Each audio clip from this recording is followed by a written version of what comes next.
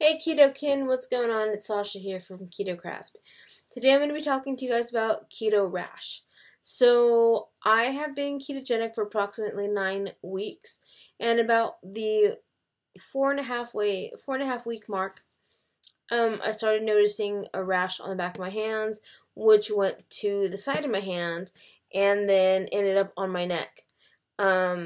When it was on my hands, it didn't last very long, but on my neck is really kind of where it took hold. And I started doing some reading on it, and it is in fact keto rash. So I was really upset because a lot of the stuff that I was reading, people were saying, oh, just go out of ketosis, you'll get rid of it. Or I stopped eating keto because of it. And the thing is that the people who said that they just carbed up to get rid of the rash, they really didn't fix the problem. So what they probably are discovering now is that if they do go back to eating keto, they're probably going to get keto rash again. So Dr. Berg made a really good video that makes a lot of sense to me, and I'll try to link it in the cards here. And basically what he says is that what happens is that when you're burning ketones, you're also dumping toxins that the body doesn't need. And so if you can't do it via your waste, i.e. poop, then the other way it's going to come out is through your sweat. And when it comes out through your sweat, that's when you end up with keto rash. So the way that you get rid of it is by adding more bile salts to your diet. And so I believe this because I know I have some liver issues caused by medicines I used to take as a kid. And so I need to get some bile salts. Dr. Berg makes a gallbladder formula, but that thing is like $30. So I'm going to try to get the cheaper one, which is ox bile, which is $13. And I will let you guys know how that works for me. In the interim, since I haven't been able to afford bile salts as of yet, what I've been doing is I've been managing the itch. And this is something that nobody talks about. So I'm going to tell you how to manage your keto rash itch. And it's really simple. So about the time that I got keto rash, I had picked up some products for reviewing on my review channel, and these are by Majestic Pure. And if you don't know who Majestic Pure is, they are a US-based company that makes a lot of herbal-based products, and they're really, really pricey, but they're very good. So I have here their coffee and their sugar scrub. So basically what happened is I was actually in the middle of using the coffee scrub at the time, and I would use the coffee scrub and then use Neosporin, but the Neosporin wasn't really doing anything for me.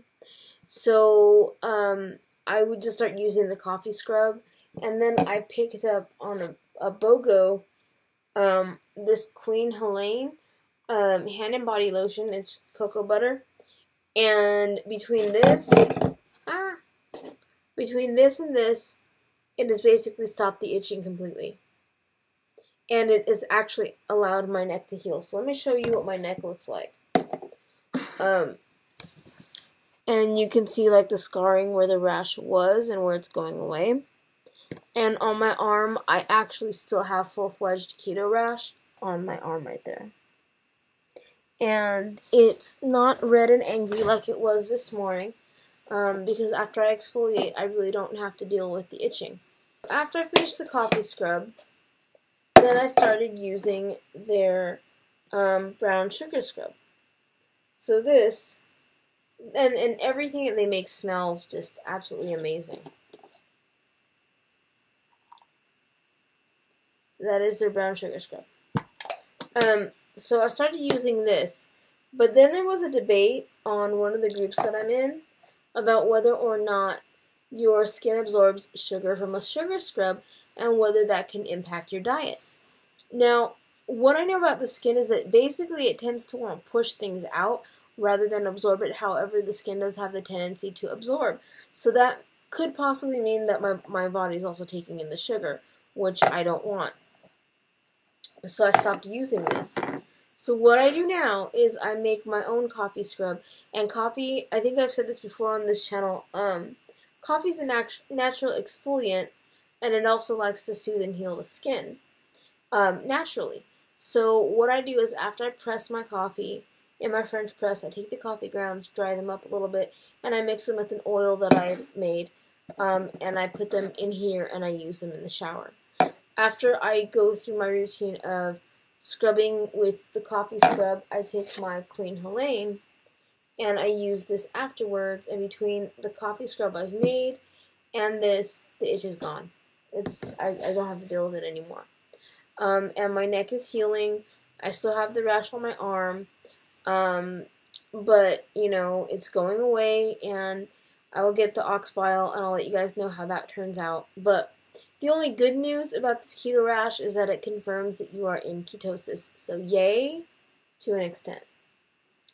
So yeah, so that's why you get it. This is how to manage it. Calendula is good for the skin. It's a healer. Aloe vera is good for the skin. Mint will be a nice little soothing oil. Just put some essential oils in with some coffee grounds, mix them up, and you'll have an awesome scrub that will help you out. So hopefully this video has helped you out. If it did, please like and share the video. Also, if you have your own methods of dealing with keto rash, let me know in the comments. Thank you guys for watching, and I'll see you guys soon. Bye.